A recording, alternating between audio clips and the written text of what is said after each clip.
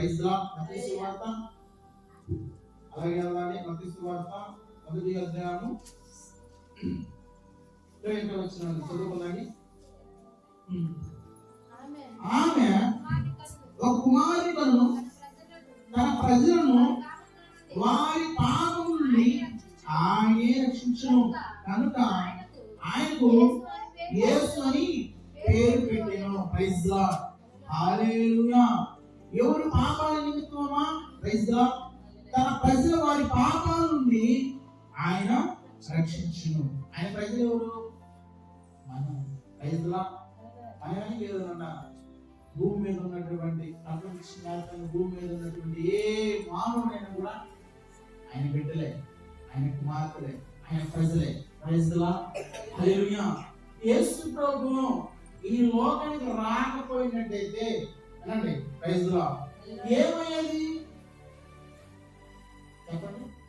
12 సంవత్సరాలు నరక వేదన అనిపిస్తున్నటువంటి రక్తగల స్త్రీ స్వస్థత పొందేదా? చెప్పండి. తనకు కలిగినట్టు సమస్తాన్ని అమ్మేసి వైద్యులు తిరిగి తిప్పలు ఆశపడిందంట. ఆయన ఎలా వచ్చింది? యేసు ప్రభు వస్త్రం ఇది, ఆయన వస్త్రం తాకితే చాలు నా బతుక్కి అనగానే ఎలాగైతే ఆయన వస్త్రం తాకింది స్వస్థత పొందిందా లేదా? తెలుసుకోవద్దు కదా. ఇప్పుడు యేసు ప్రభు రాదనుకున్నాడు. ఇప్పుడు ఆ జీవిత పరిస్థితి ఏంటి? మరణించేదే కదా, చచ్చిపోయేదే కదా. మనకి ఏదైనా కడుపులో గుండెలకు వస్తే ఎక్కడికి వెళ్తాము? హాస్పిటల్కి వెళ్తాం. మనకు వచ్చిన రోగానికి వాళ్ళు కొన్ని మెడిసిన్ ఇచ్చి మనం ఎలా నిలబెడతాం. కానీ ఆమె వైద్యుల కాడ కూడా తిరిగిందంట. అంత వచ్చినప్పుడు వైద్యులు కూడా అర్థం కాదు, పరిష్కారం లేదు. 12 సంవత్సరాల నుంచి ఆమె నరకవేదన వస్తుంది, ఎవరికి చెప్పుకునేటువంటి భయంకరమైనటువంటి వేదన పడుతుంది. కానీ ఆమె ఒకటే కనుకోండి, ఎవరో యేసయ్య వస్తున్నాడంట. ఆయన అనేక జీవితాలు కడతాడంట, అనేక జీవితాలు మారుస్తాడంట. ఏదేమో ఇది ఒక్కసారి చూద్దాం, ఒక్కసారి మనం ప్రయత్నం చేద్దాం. ఆయన వస్త్రం తాకిపించాలనుకుని అంతమంది ఉన్నప్పుడు కూడా ఆయన వస్త్రం తాకిపించారు. యేసయ్య రాకపోతే ఆ పరిస్థితి సరే ఏమని కూడా పక్కన పడతాను. 38 సంవత్సరాలు చూడేటువంటి కష్టగల రోగి. Praise the Lord. ఎవరు ముట్టారు? యేసయ్య వచ్చి అతన్ని స్వస్థపరిచాడు. ఇప్పుడు యేసయ్య రాకపోతే ఆయన జీవితం ఏంటిది? అక్కడే ఉంటాడే కదా. Praise the Lord. వాళ్ళనే కాదు, సమరయ స్త్రీ ఇలా మనం చెప్పుకుంటూ పోతే యేసు ప్రభు కాడికి వచ్చిన ప్రతి ఒక్కరు ఏమైపోయే వాళ్ళు? యేసు ప్రభు ఈ లోకానికి రాకపోయినట్టయితే వాళ్ళందరూ స్వస్థపడేవాళ్ళ, వాళ్ళందరూ బాగుపడేవాళ్ళ. ఇప్పుడు మనం ఇక్కడ కూర్చున్నామంటే ఇదిగో ఆయన సువార్త విని లేదా ఆయన మన కుటుంబంలో మేలు చేశాడు కాబట్టి ఇదిగో చక్కగా ఉదయం కాలంలో ఆయన సన్నిధికి వచ్చి మనం ఆరాధిస్తున్నామంటే ఆయన యొద్ద మనం మేలు తీసుకున్న వారమా కాదా? Praise the Lord. హల్లెలూయా. స్తోత్రం చేద్దామంట. 5 పెనులు తెచ్చారు. సమరయ స్త్రీ జీవితాన్ని మార్చాడా? కట్టగలిగాడా? జక్కే జీవితాన్ని కట్టగలిగాడా? ఇలా ఆయన కాడికి వచ్చినటువంటి ఎందరో జీవితాలు బాగు చేశాడు. యేసు ప్రభు రాకపోతే వాళ్ళ పరిస్థితి ఏమయ్యేది? వాళ్ళ జీవితాలు ఏమయ్యాయి? జ్ఞాపకం చేస్తున్నారా? పేతురు ఆ 12 మంది శిష్యులు ఏమైపోయేవారు? యేసు ప్రభు రాకపోతే. ఎందుకు యేసు ప్రభు లోకానికి రావాల్సి వచ్చిందంటే ఈ ఇశ్రాయేలులో ఇష్టసారంగా జీవిస్తుంటే ఐగుప్తు దేశంలో నుంచి దేవుడు బయటికి తీసుకొస్తున్న సమయంలో మోషే కొండ శిఖరానికి ఎక్కినప్పుడు ప్రార్థన చేస్తున్న 40 రోజుల కింద వాళ్ళు ఇష్టసారంగా జీవిస్తున్నారు ఇశ్రాయేలు.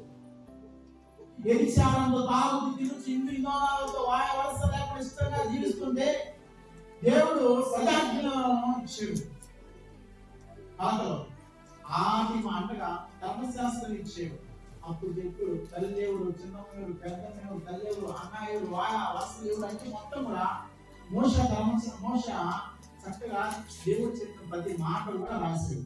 అది ధర్మశాస్త్రం. అంటే ఒక మనిషి ఎలా బ్రతకాలి, ఎలా జీవించాలి అని దేవుడు చక్కగా పెట్టాడు. Praise the lord. కిలో ఆ యొక్క ధర్మశాస్త్రం కూడా ఉల్లంఘించేసేసారు. ఆ ధర్మశాస్త్రంలో ఉన్నటువంటి మాటలు వినకుండా వాళ్ళు ఇష్టంగా జీవిస్తున్నారు. మళ్ళా దేవుడు నేను సూచించే కదా, నా కొలుసు సూచించుకున్నా కదా, ఈ మాటలు నశింపజేయడం ప్రవర్తనలు అయిపోయాడు. Praise the lord.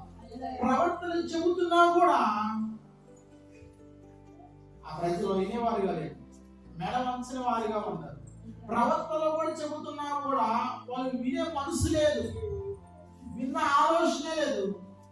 ఇంకా దేవుడు చూసి చూసి చూసి చూసి ఇంకా లాభం లేదు, నా పోలికతో నా స్వరంతో నా యొక్క స్వరూపంతో సిగ్గుకోనగా ఆ మనుషులు వాడికి మానవ రూపుగానే వచ్చి మన మధ్య తిరిగాడమ్మా, మనతో కలిసి ఉన్నాడు కానీ మనం గ్రహించరా.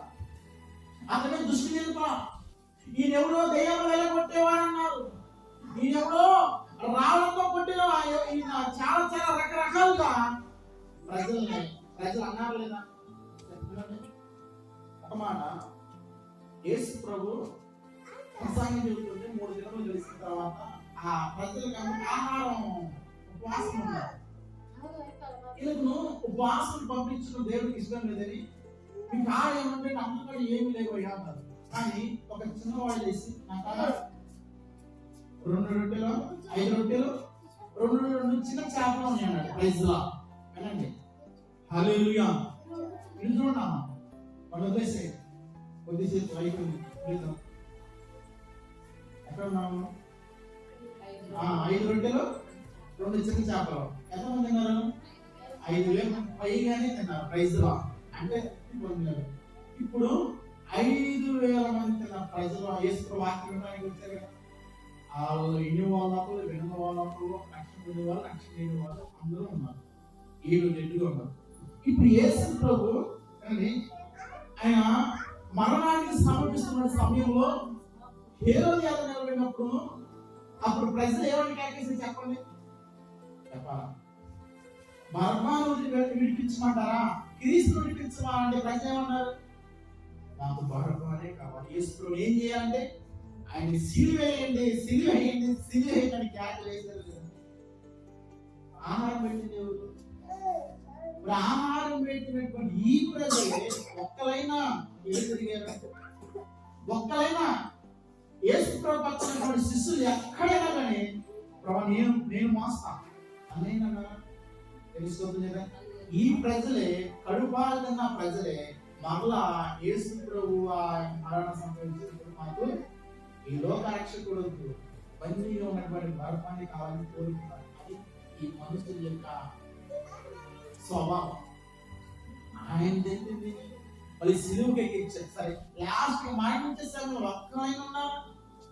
పేతులు ఏమైపోయాడు, యోహాను అయిపోయాడు, ఫిలిప్పు ఏమైపోయాడు, ఆయన శిష్యులు ఏమైపోయారు, ఆయన కాడ స్వస్థపడినటువంటి ప్రజలు ఏమైపోయారు, 38 సంవత్సరాలతోనే కదా ఆటలు ఏమైపోయాడు, లాస్ట్ అయిపోయాడు, మరియ మాట వాళ్ళు ఏమైపోయారు. ప్రైజ్ లా ఎవరైనా ఉన్నారా? ఎలాగైతే ఈ లోకానికి వచ్చాడు లాస్ట్ కి ఒక్కడే చేసేసారు. ప్రైజ్ లా హల్లెలూయా.